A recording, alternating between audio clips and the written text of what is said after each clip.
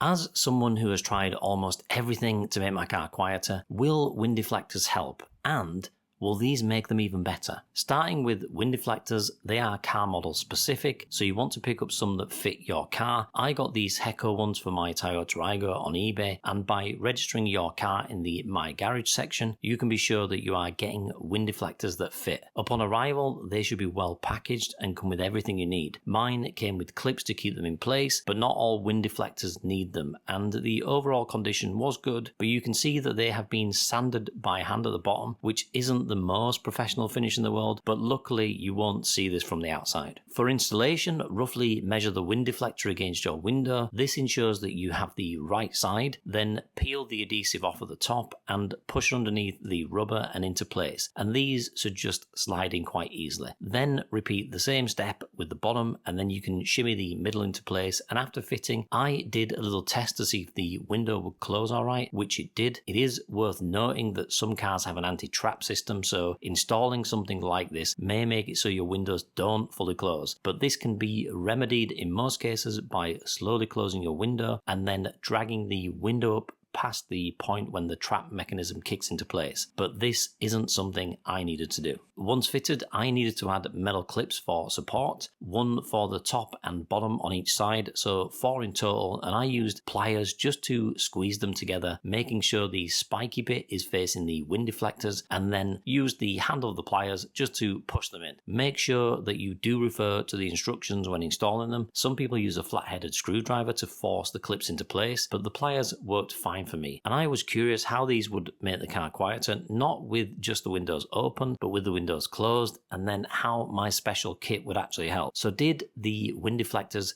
make the car quieter even while the windows were closed?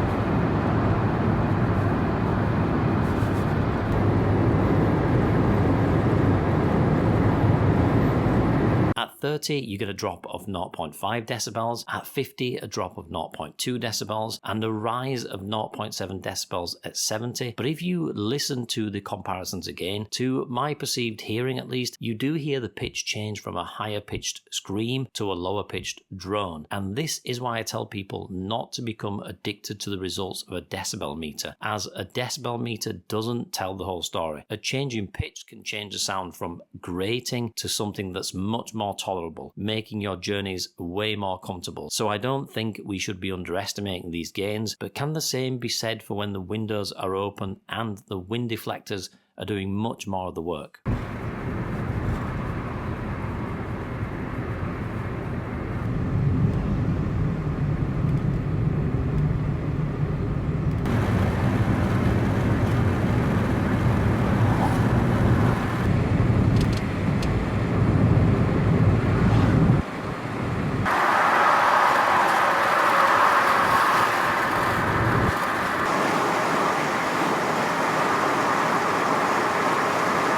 At 30, there is no difference on the decibel meter. At 50, you have a 0.3 rise, and at 70, a 4.1 decibel drop. And you hear the same here before installing the wind deflectors. The scream of the wind has a higher pitch, and after install, that becomes a lower pitched drone. And I'm hoping these are going to supercharge those gains. This is a wind noise reduction kit I picked up on eBay, and its job is to direct the wind away from the gaps in the door, lessening the wind noise. Installation is actually quite easy. These round objects sit under your wing mirrors, the elongated triangles sit on the door edge by the B-pillar, and these set of wind deflectors sit on the inside of your wing mirrors, and they all just stick on with a 3M like backed adhesive. But do they actually work?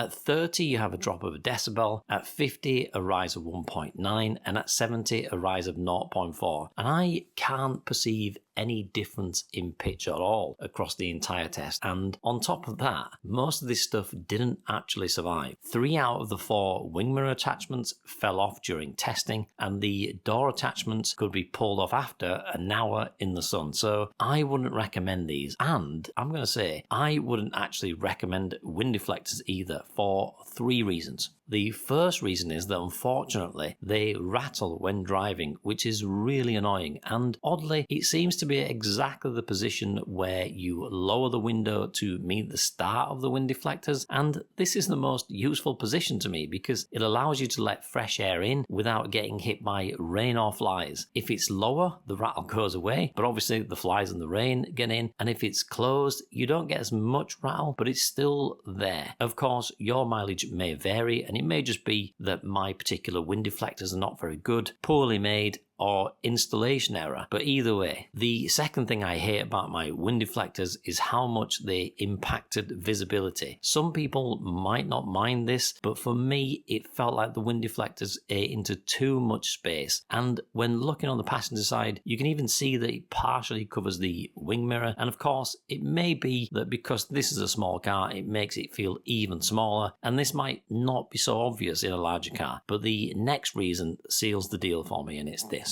When you buy wind deflectors, most people are buying them because they deflect the wind and in theory should give you a quieter ride. And while you notice the difference in pitch, I think the solution you're about to see in this next video is not only better, but cheaper too.